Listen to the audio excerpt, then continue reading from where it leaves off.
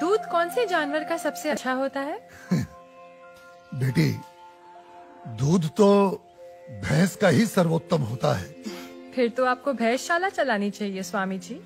आप गौशाला चलाते हैं और दूध भैंस का सबसे अच्छा बता रहे हैं।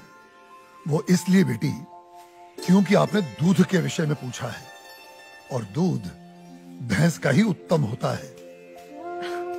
तो फिर गाय का दूध स्वामी जी? बेटी, गाय का दूध दूध नहीं, अमृत होता है। और हमारे लिए गाय जानवर नहीं, हमारी माँ है। वो कैसे स्वामी जी? बेटी, हमारे शास्त्रों में स्पष्ट उल्लेख है, गावो विश्वस्व मातरः, गाय संपूर्ण विश्व की माता है।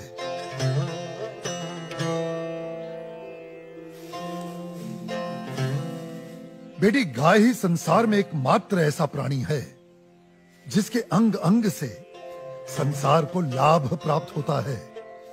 गाय दया, ममता और त्याग की देवी है। गाय लोक मंगल का स्वरूप है। लोक मंगल का स्वरूप है? वो कैसे स्वामी जी? हाँ बेटी, गाय का दूध पीने से शरीर के साथ साथ मस्तिष्क का भी विकास होता है। गाय के दूध में 8 प्रकार के प्रोटीन्स, 6 प्रकार के विटामिन्स, अनेकों प्रकार के एमिनो एसिड्स और न जाने कितने प्रकार के दुर्लभ तत्व प्राप्त होते हैं। It's a complete and wholesome food. ये मानव शरीर के प्रत्येक रोगों के लिए वरदान है, इसीलिए ये अमृत है। अब तुम गौमूत्र को ही ले लो। गौमूत्र बेटी अद्भुत औषधि है, और हमारे आयुर्वेद में तो कई सारी जीवन रक्षक दवाएं गौमूत्र को केंद्रित करके ही बनाई जाती हैं। अच्छा। क्या आपको पता है, अमेरिका अपनी दवाइयां बनाने के लिए काऊ यूरिन इंडिया से ही इंपोर्ट करता है। रियली? अब आओ गोबर पर।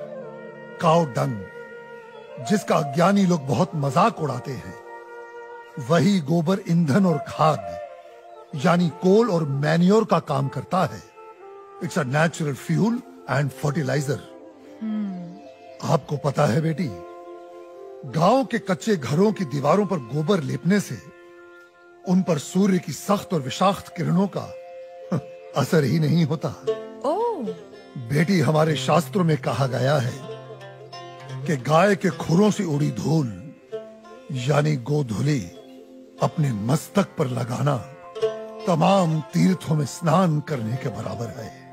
लेकिन स्वामी जी, आपने ये गौशाला खोलकर जो बूढ़ी और दूध ना देने वाली गायों को शेल्टर दिया है, अगर कोई कसाई इन्हीं गायों को काटकर उनका मांस अगर बाजार में बेचता है, उसे तो 30-40 हजार का लाभ हो सकता है। लेकिन आपने तो इन बूढ़ी गायों को शरण देकर उसके पेट पर तो लात मार दी है। उस बेचारे का तो रोजगार छिन गया है स्वामी जी। हम कितने एहसान फरामोश हो गए हैं बेटी। चलो आज एक कैलकुलेशन करते हैं। एक गाय 20 से 25 साल जीती है।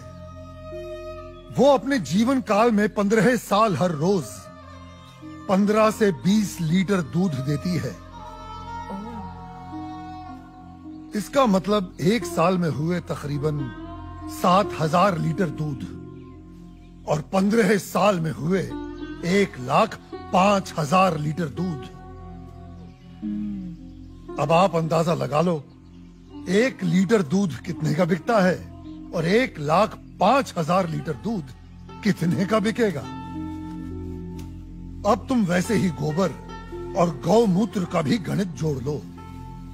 तुम्हारी आंखें फटी और खुली रह जाएंगी कि एक गाय अपने पूरे जीवन काल में कितने करोड़ों रुपए मनुष्य को कमा कर देती है। बेटी, अनेक इंडस्ट्रीज काऊ डेयरी और उसके बाय प्रोडक्ट्स पर टिकी हुई हैं। और ये गणित यहीं खत्म नहीं होता बेटी। उसकी मृत्यु के उपरांत उसकी चमड़ी, उसकी अस्थियां भी काम में आती हैं।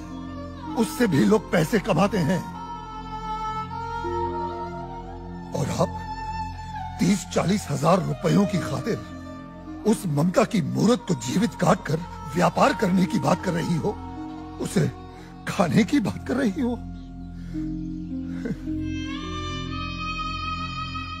और कितना त्याग, कितना उपकार चाहिए एक प्राणी से। जिस मां ने अपने जीवन काल में हमें इतना धन दिया हो, हमारी सेवा की हो, उसके वृद्ध हो जाने पर, उसके बीमार हो जाने पर हम उसका त्याग कर दें, उसे अबैंडन कर दें। धिक्कार है ऐसी सोच को। बेटी अपनी मां के वृद्ध हो जाने पर उसे बेचा नहीं जाता, उसे काटा नहीं जाता, उसकी सेवा की जाती है। मैं आपकी बात से सहमत हूँ स्वामी जी, लेकिन आपका पॉइंट ऑफ व्यू प्रेजुडिस भी तो हो सकता है, क्योंकि आप एक हिंदू हैं। ओ मैडम जी, आप बिल्कुल गलत बोल रही हैं। मैं एक मुसलमान हूँ और मेरा नाम इस्लाम मुन्ना शेख है और मैं इस आश्रम का ग्वाला हूँ। और हमारे कुरान पाक में कहीं भी गाय के गोश्त को खाना नहीं लिखा है। हम हिंदुस्तान में रहते हैं। अगर गाय हिंदुओं की माँ है तो गाय हमारी भी माँ है। तो इसका मतलब आप भी गौ हत्या के खिलाफ हैं? 100%। हम हिंदुस्तान में गौ हत्या नहीं होने देंगे।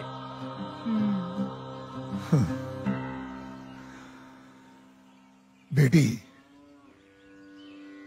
जितनी भी बीमार, लाचार और दूध ना देने वाली गाय हैं, जिन्हें हमारे अपने ही हिंदुओं ने अपने निजी स्वार्थ के लिए त्याग दिया है, हम उन सब गायों को अपने यहां शरण देंगे। उनकी सेवा कर उनका ऋण चुका